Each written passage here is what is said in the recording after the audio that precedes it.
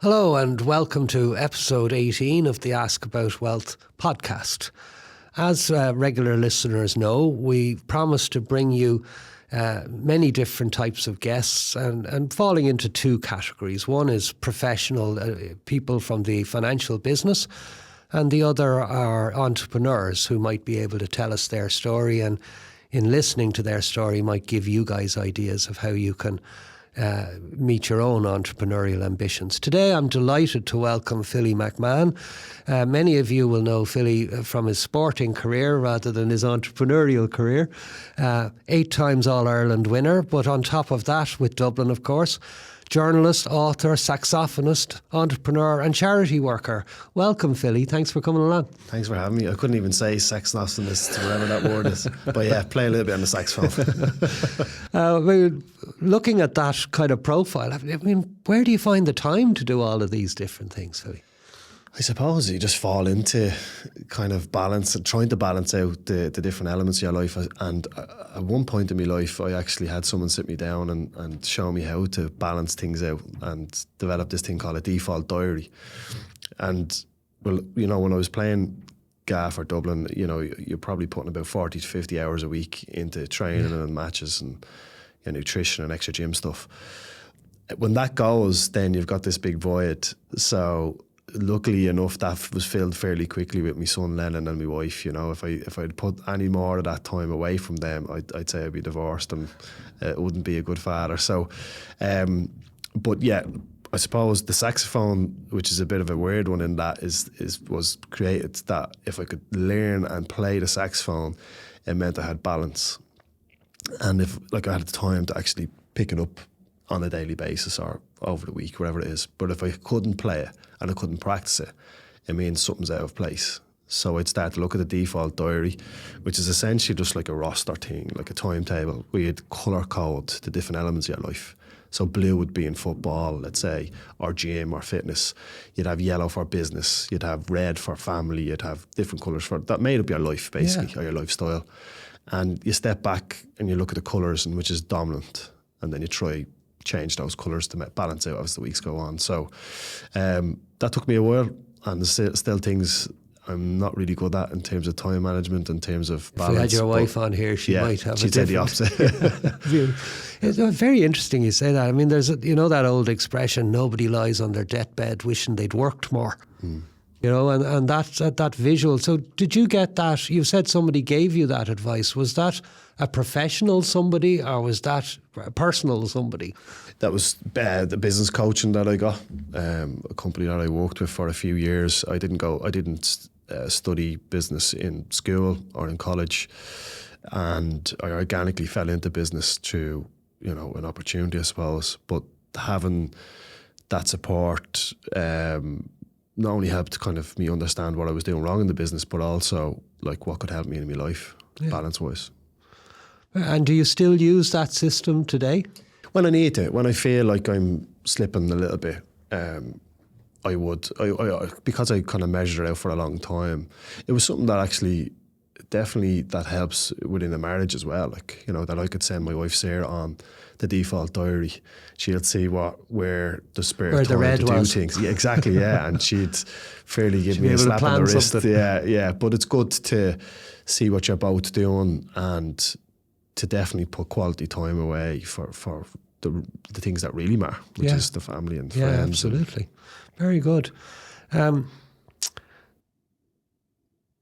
You mentioned there, and you kind of preempted one of my questions. I think you said 40 to 50 hours a week. So when you're playing into county ball, you're putting 40 to 50 hours a week in that, which sounds like a full-time job to me.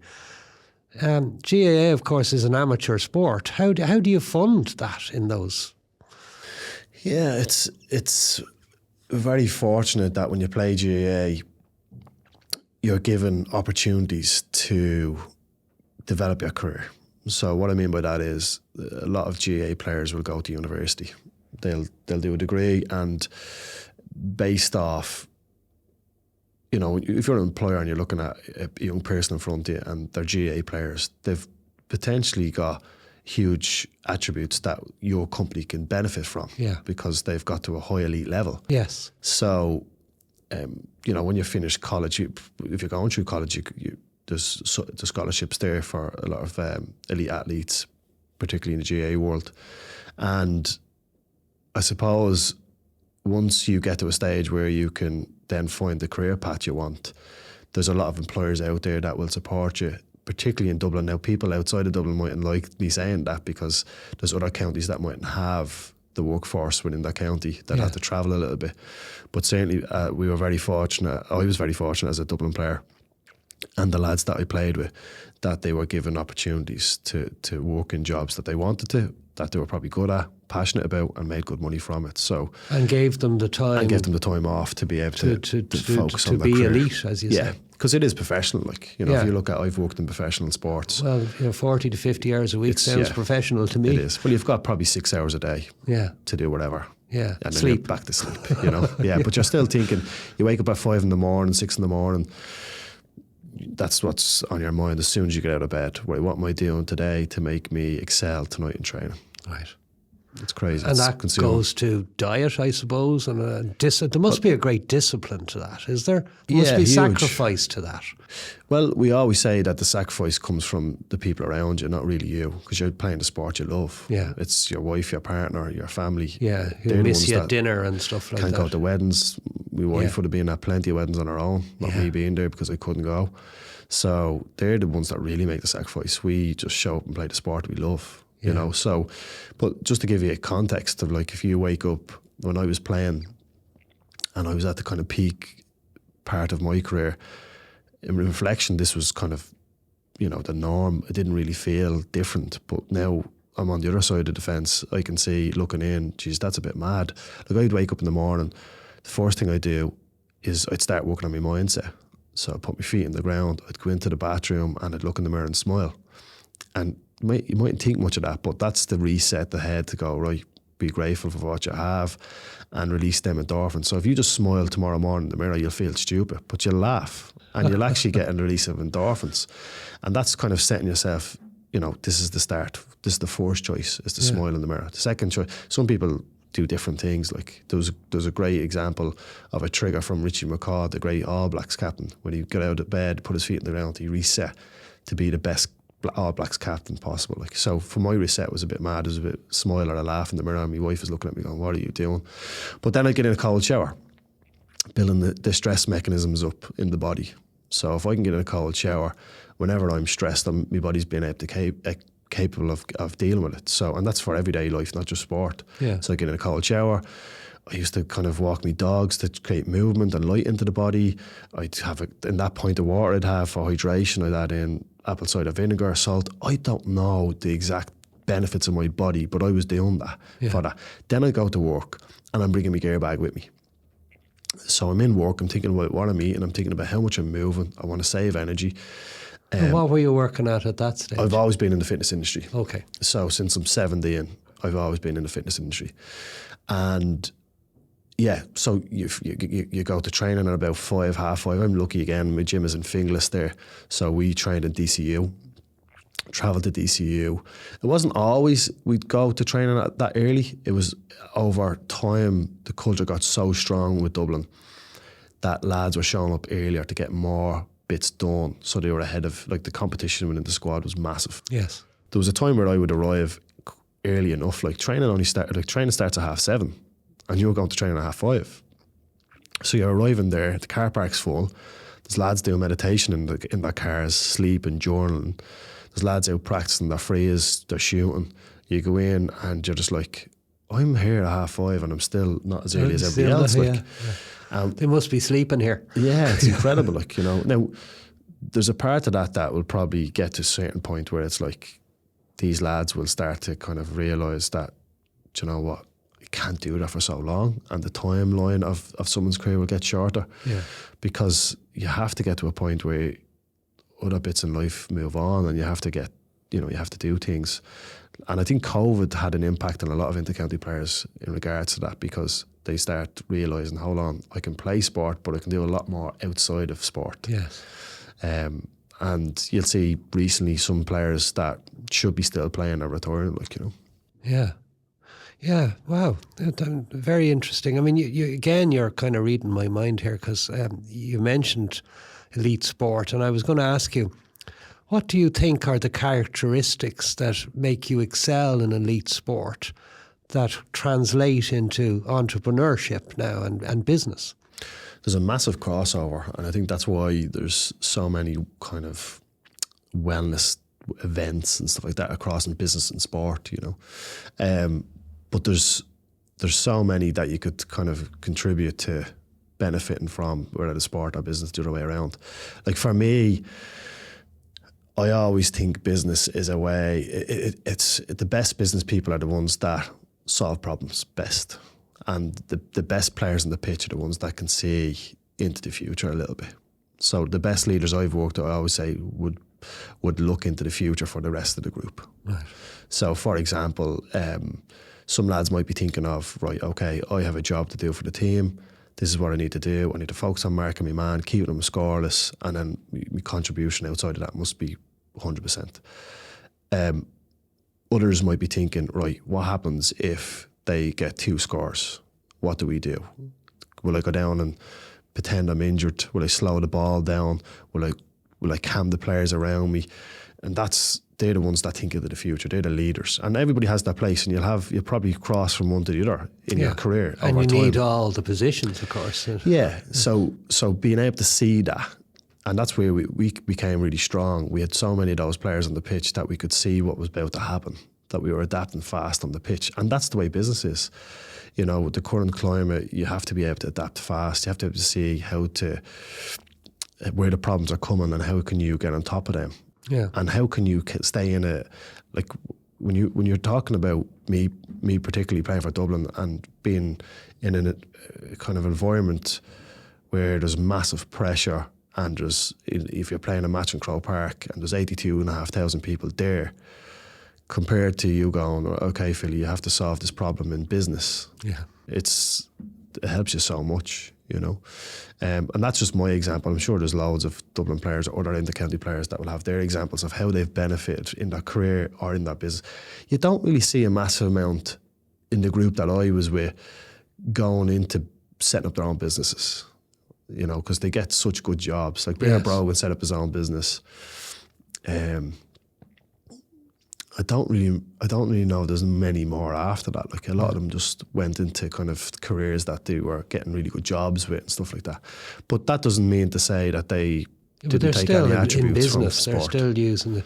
I mean, you are somebody who set up their own business, and you've talked about the time commitment to elite football. I mean, do you have the same time commitment to your businesses? I did at the beginning. I'm, again, very lucky. I had 2 parents that were hard workers. My mum, from a very young age, worked really hard for us as a family, and so did my dad. So you could say that's a good thing, but it's also sometimes a bad thing because you become a workaholic. So for me, I've got to a stage now where I work 4 days a week. I take the Wednesday off to spend with my wife and my son. I take the weekends off. The odd time I'd work an hour or 2 at the weekend or maybe in the evening, but I suppose it's a reflection of what you're doing right and wrong. If you're working too much on the business or in the business, you probably are not doing the right thing. So I'm getting to the stage where I'm trying to evolve my company to working on the business constantly instead of well, that's good to hear, because it's certainly something I've talked about in some of the stuff we've put out is, you know, if you spend 100% of your time maximising income, then you maximise your income, but you don't build any wealth. Yeah. That my counsel to people, entrepreneurs, is spend 80% of your time maximising income, but spend 20% of your time focusing on the wealth side. And that way you may be able to stop doing all that stuff in the future. It's a really good point. And it's, you know, I'm in a brilliant industry that helps a lot of people in this country, but that is probably poorly regulated and poorly supported. So when you're trying to achieve that and there's very little knowledge, I think the knowledge in this country around the fitness game is still in its infancy. You know, like if I wanted to go and hire somebody from a sales point of view specifically that's in fitness, where do I go? Yeah. There's very few. If I want to hire someone from a marketing point of view, where do I go? There's very few. So you can take those type of people in from different industries, but from a fitness point of view, it's still in its infancy. So it can be seen as one of the hardest working industries, but probably has the literacy or the knowledge is probably low level. Yeah. You know, so for example, I set up my gym because I was repeating my leaving cert in school. Sorry, I was working in DCU in the gym, and I was surrounded by students, and I was kind of, you know, curious I was never thinking of, you know, points and leaving certs or going on doing a degree. You were playing ball. Yeah, but I'm from Ballymun, and that was kind of the stigma around, you know, if you go to university, you're a poshie, you're from different demographic. But I suppose Ballymun Kickham's has two different catchments that makes up Ballymun Kickham's. You've got Ballymun and Glasnevin. And the Glasnevin kids were all talking about points and leaving cert, and Ballymun kids were just like, I just want to get my leaving cert done. Yeah. So I went and done my leaving cert, then went on and done a PLC in Closhida, which I loved. It was the bridge between and the time that I needed to think about, you know, what else do I want to do? Work in the fitness industry in DCU, and I got to the stage where I was curious of, do you know what, I want to do a degree. So I had an Audi A4 that I bought. In Ballymun, we do things backwards. We want to buy materialistic things, clothes, the best of runners, the best of cars. Whereas maybe the lads that we grew up in Glasnevin, they were thinking about investing in college and all that sort of stuff, whereas they weren't really materialistic. So for me, I said to my parents, look, you're supporting me, but I have this car loan I've still to pay off, but I want to repeat my leaving cert. And they said, look, they'll support me in whatever way they need it. So I was going into Plunkett's, that's where I was repeating my leaving cert with an Audi A4, and I'm sure they were looking at me going, is this fella either a drug dealer or is he a teacher? Because he's a bit of a mature student at that stage. So repeating my leaving cert, and at the time, I was driving into Plunkett's, as I said, in this car that had, I think there was €13,000 left on the loan. And I was absolutely broke. I was basically getting a long pan and a packet of ham, and I was making me sandwiches for each day and a €2 for a bottle of water. Yeah. And I was absolutely broke. And a guy reached out to me, who I'm very grateful for the opportunity. He reached out to me and he said, would you train me team? From Malahide, this guy, the team is from Malahide Sylvesters, and they came out and we started training them in the attic space in Ballymun Kickham's. So he was like, when he asked, have you got a gym? I was like, yeah, didn't. So he used the attic space, and that turned into a gym because people see me training up there. Parents of those kids said, would you train me? And it blew up. It was incredible, but I hadn't a clue about business. Yeah. So that's why I say, like, I started business through opportunity, you know. Yeah. And accidental business starter. Yeah, nearly. Yeah. If you can, and again, for me, it's one of those key bits of information that benefited me was making sure that you see opportunities. You know, in business. That's crucial for me. That's anything where I've benefited in business is because of that. Yeah. Very good. You have a number of businesses on the go now, Philly, I believe. Tell us a little bit about those businesses.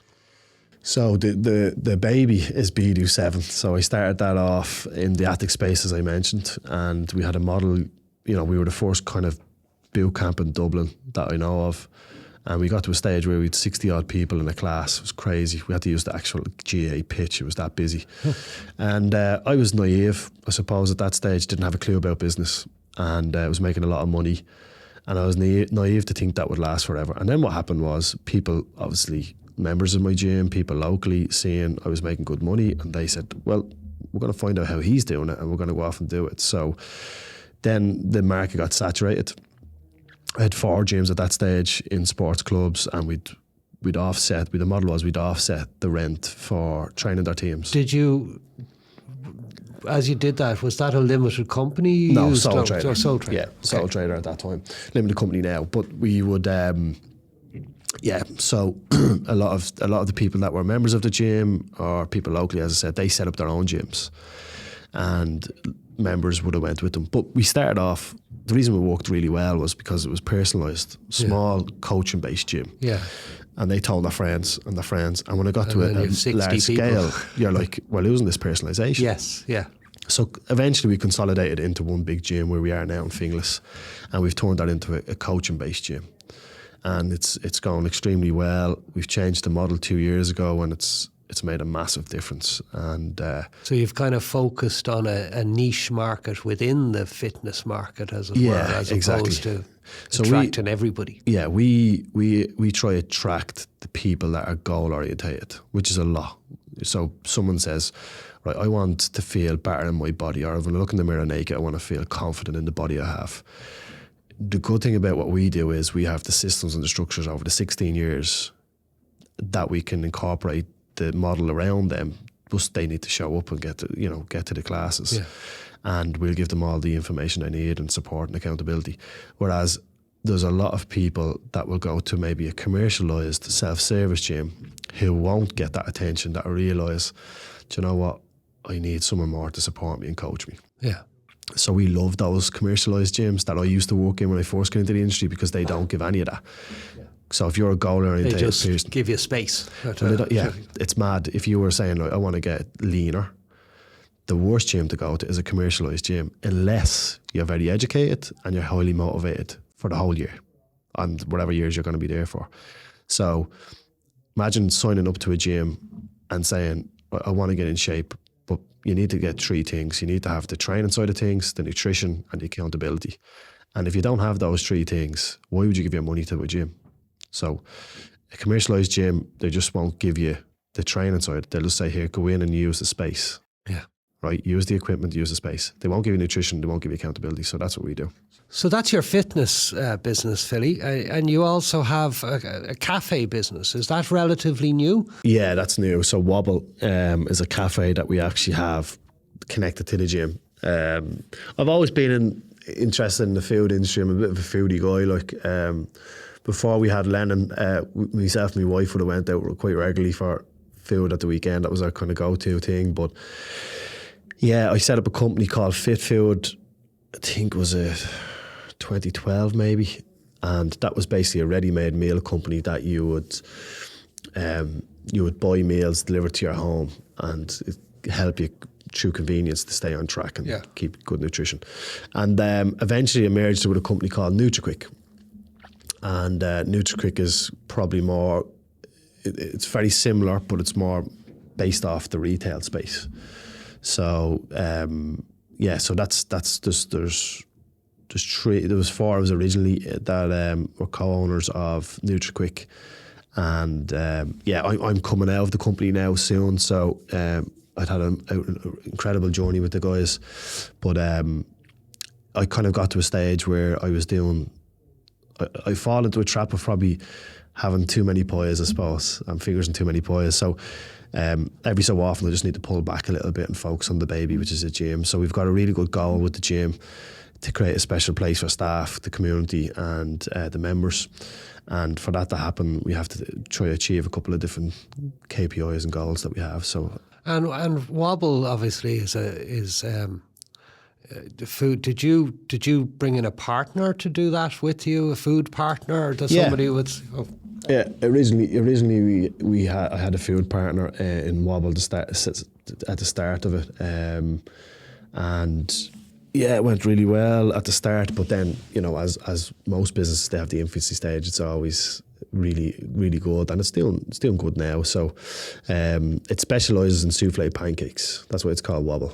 So it's these big fluffy pancakes, and so you go into Wobble to put on the weight. You go into the gym to take it off. So you wobble in, and then you lose the wobble, and you go back out for the wobble. That's self-financing. Yeah, it's a disaster for me because the office is right beside it.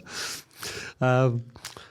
When you were the businesses now, I mean, obviously you would have had to finance them in some way, and part of what we're trying to do here is give those people listening in PAYE jobs maybe ideas of how they might finance their own entrepreneurial activities in the future. How did you finance these businesses? Well, my specific way of starting a business was probably very different to most people, in that I looked at a space that was available, and I didn't really need much cash flow to get going, So we had a space. We didn't need equipment because you could just use your body weight as a tool to challenge our body. And then once we got certain memberships in, like the first month or two, we generated enough cash flow then to buy bits, and we bought bits and bits, and we kept doing the place up. So you kept eventually investing the cash flow back into the business. Very different to probably what you'd see in the big commercial gyms where someone comes in and says, right, there's €1 million, kit a gym out and let's see how many years it makes. Maybe it's year one. After year one, you make it into profit. But for me, it was the opposite. It was I wanted, even to my staff, it was to get to a stage where you are getting staff to buy into a vision and a culture very different to anything out there in regards to the fitness industry. It's more to kind of go, well, you're a part of growing this. It's not like, here, it's done, the place is kitted out. We have all the staff put in, which in a way probably is a smart way of doing things, but you have to have that CapEx to do that. 2 questions in one, if I may, Philly. First one is, and I think I know the answer to this question based on what you've said already, but I'll ask it anyway, and that is, what's the best piece of advice you've been given, either in your sporting and or your business career? And then the opposite side of that coin, because there's always 2 sides to every coin, what's the worst piece of advice you've been given? Oh God, that's a good question. I think from a business point of view, the best bit of advice would probably come back to most recent one, I suppose I'll go after, because it's a question you have to think about. But the most recent one, we spoke about a certain book, Rich Dad, Poor Dad. Yeah. Rich Dad, Poor Dad. Yeah. And that's made me think. What I took from that book was basically to get after the financial literacy side of things. Yeah, is to try get Well, I can't let you say that without saying we've just relaunched a book called Tricks of the Rich, which is an Irish version of that. We'll go after that. So Rich Dad Poor, I agree with you. I think it was a fabulous book. I think it was well written. Although I have cautioned people to understand that the rules of wealth in America are very different than the rules of wealth in Ireland. Yeah. And often what those books put forward, not as a philosophy, if you like, the philosophy is sound, but the actual examples can be less than sound in an Irish context, you know. But, I think the main thing that I took was based on, I think I might articulate this wrong, but certain people that do well in their finances will have money work for them instead of you working for money. And I think when you think of that and you think of liabilities and assets, it's trying to, if you've got the good work ethic and the good value set, then all you're really missing is the literacy. Yeah, all you're missing is the education. You touched on that earlier when you were talking about the Audi and the clothes and the, it's. I did a video recently. I called it fur coat and no knickers, which is what my granny used to say about people who looked, at the outward was money, but had nothing. Yeah, and we're struggling to pay for all of these things. And I 100% agree with you. I mean, if you ask me what the biggest downfall for personal wealth accumulation has been over the last 50 years, it's been the advent of personal debt, where you can buy stuff you can't afford for a greater price than you can actually afford by putting it on the layaway. So that's the best piece of advice. And what's the worst piece of advice? Maybe the worst piece of advice you took and you realise having taken probably it. Probably to buy an Audi when I was 18 or 19. Yeah. Was that a fella that sold Audis gave you that advice? Yeah. Tommy gave me a great deal. The worst bit of advice. What would be the worst bit of it?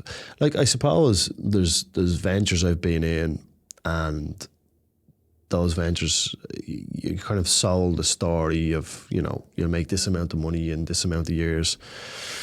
And there's one particular one that I probably that sticks out for me is I was involved in a business, and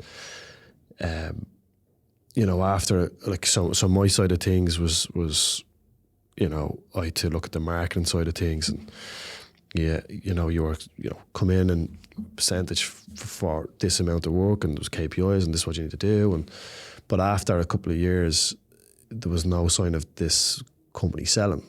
And ultimately then you're doing a lot of this work for free. Yeah.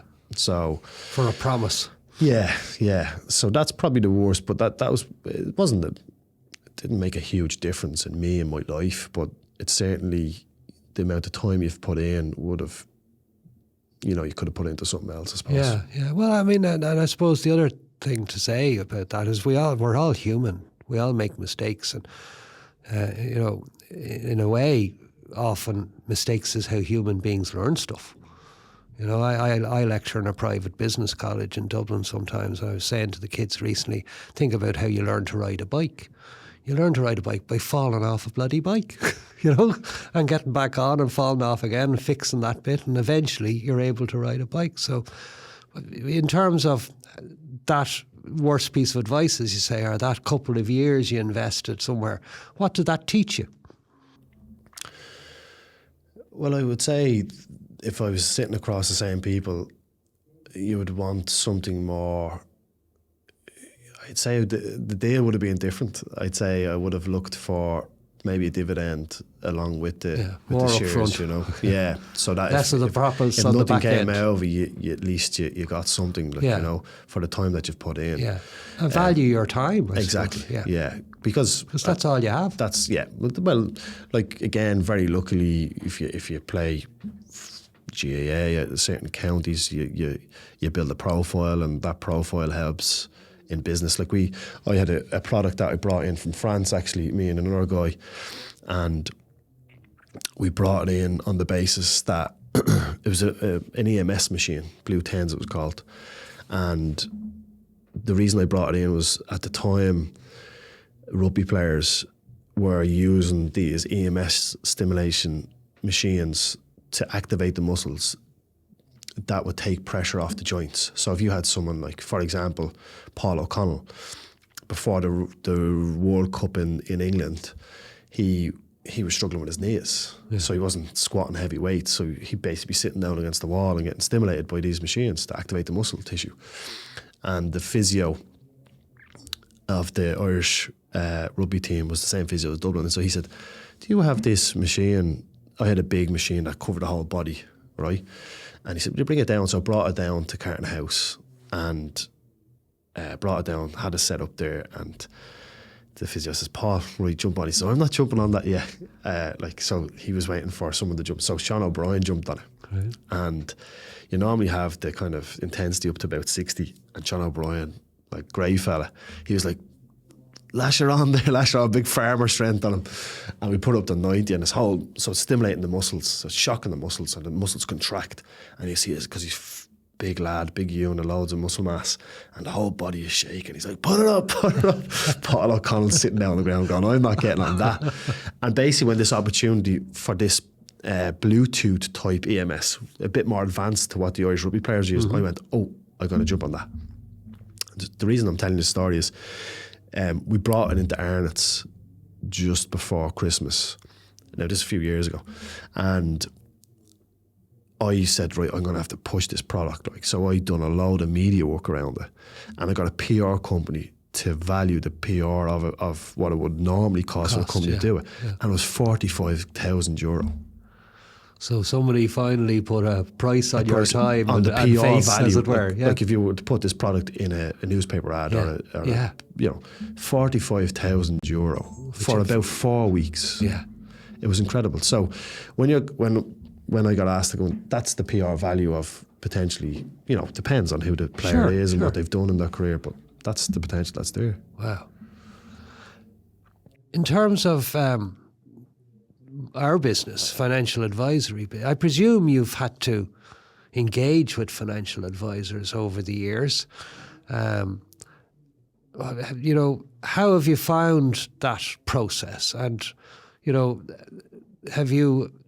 would you have preferred it was some other process, if you like? It's I suppose it's going back to that point of when you're early in your entrepreneurial career, like you're kind of worried about asking for advice because you don't want to feel that you don't know what the information is, or you might feel that you're giving information to someone that you mightn't trust. And particularly in the fitness industry, that's what happens over and over. Like the first thing I ever got asked when I went into business coaching, which was incredible, was like, what's your numbers? And I was bluffing. I was like, these numbers, these. And they were like, they're not really, are they? And I was like, no. And they were like, do you know your numbers? And I was like, no. Right. So that was actually, there you go. That was probably one of the best bits of advice business-wise. You know your numbers. Know the score of the game. It's like that, Dragon's Den on the telly, and they get ripped apart because they don't have a clue of their numbers. So that was a huge thing I had to get after, because I'm more of a practical type person in a business. I want to be hands-on. I want to impact the business the best I can for the time that I'm there. Like, I don't want to be micromanaging. I want to have self-motivated staff. I want to go into work every day and think of the best 3 things I can do to push the business towards its goal. So knowing the numbers was crucial for me. But yeah, over the years, I would have learned, where do I go to get this information? It's not even asking the who are. It's actually, where do you go? Is your accountant? Is it a financial advisor? And they're the things that I think people think your accountant is the person that you just go to and ask about, what am I doing right? What is there money I'm leaving on the table here in regards to what I should be writing off, or what's, and there's simple things over the years I've just went, geez, I didn't know I could do that. So I think there's a gap there. I think that's probably why you are blown up over social media, is that there's a need and there's a gap for support around. I go back to that. Yeah, but topic, missing is information, as you say. Yeah. Well, thanks for the shout out there. I'll give you your $5 later. You think you said to David, whoever you were booking this, that there might be a question or two you have for us. Is there any question you want to throw at me? Yeah, look, I mean, the big thing for me is I have a goal and I have a vision of trying to get it to a goal. I won't say what it is, because I don't want to jinx it. Yeah. And I've a couple of private anyway, I have a couple of different things that I want to get after when that goal is hit. But the main thing for me is what, I want to ask a question that basically I think will help others, right? So what are the big things that you can kind of look at saving wise in terms of taxation? Well, I think you've kind of hit on one of them back there in some of the Q&As we were doing, because for the first thing I think is almost mandatory if you're going to start your own business is do it as a limited company and not as a sole trader. Limited company does exactly what it says on the tin. It limits liability. And sole tradership means, everything. Every time you go out to do a job, you're risking everything you own. Your house, your pension fund, your child's college fund, everything. So I think that would be certainly the first thing. And obviously you found that through your own journey. You were saying you're a limited company now. I think the other thing is as you said, it is difficult to find impartial financial advice, but it's not impossible. The problem we have in Ireland is that financial advisors, for the most part, are defined in Irish law as people licensed to sell regulated financial product. So they're actually defined in law as salespeople. And so, if I was talking to people on their entrepreneurial journey, do it as a limited company. By the way, limited companies are dearer, yes, than sole traderships in terms of establishing them, in terms of the accounts you have to do. But the extra few bob is well worth it. And then the next piece of, find yourself an advisor who works for you. Not, very simple, isn't it? In your business, in my business, in every business, you want to know who somebody works for. Follow the money. If you're not paying for your financial advice, then either, you're getting it from a charitable institution or somebody else is paying. And somebody else is paying. Go back to the piper playing the tune. The piper's playing their tune, not yours or mine, Any other questions? What would you see like going back to the book Rich Dad Poor Dad, what would you see the elite business people or the wealthy people in this country doing different to the others? Just before we started recording, you and I kind of touched on this as the kind of genesis of Ask About Wealth, and if you take the market as broken into three segments, if you like, you've got the mass market, you've got the high net income / high net worth market, and then you've got the mega wealth market. The mass market is very well looked after by the high street. The general products that you and I can buy from AIB, Bank of Ireland, Irish Life, other companies and banks exist, of course. The elite, the super rich are well looked after because they're dealing with, the very large international accountancy, tax companies, they're resident on a yacht in Bermuda and that's where they pay or whatever it is. But there's a whole group of people predominantly who fall into your peer group, Philly, which is entrepreneurs.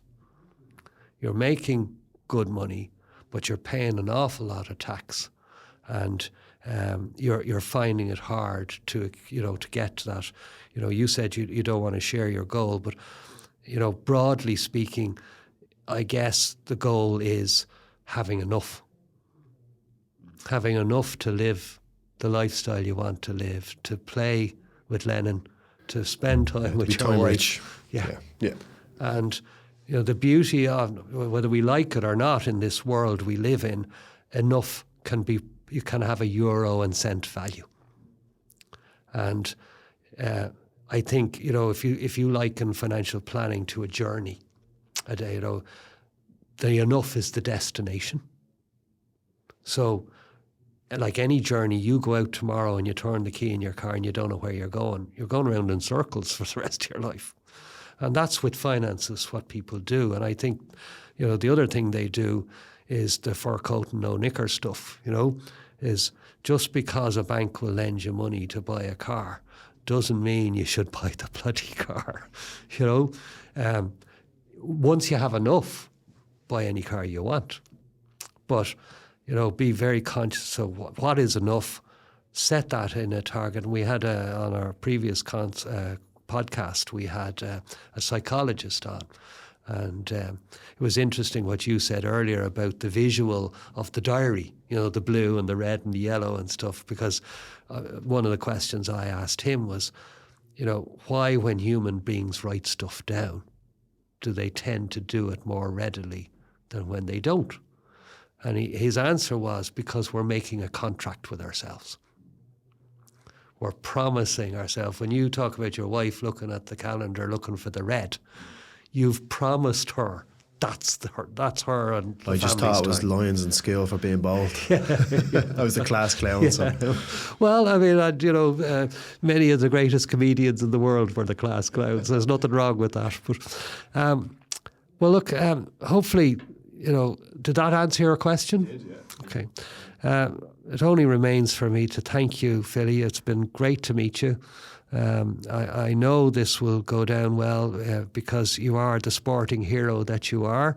But hopefully, too, we've given the listeners some ideas of how you can transition from, employee to employer, as it were, and some decent ideas about how that is possible for them. Thanks for your time today. Brilliant. Thanks for having me.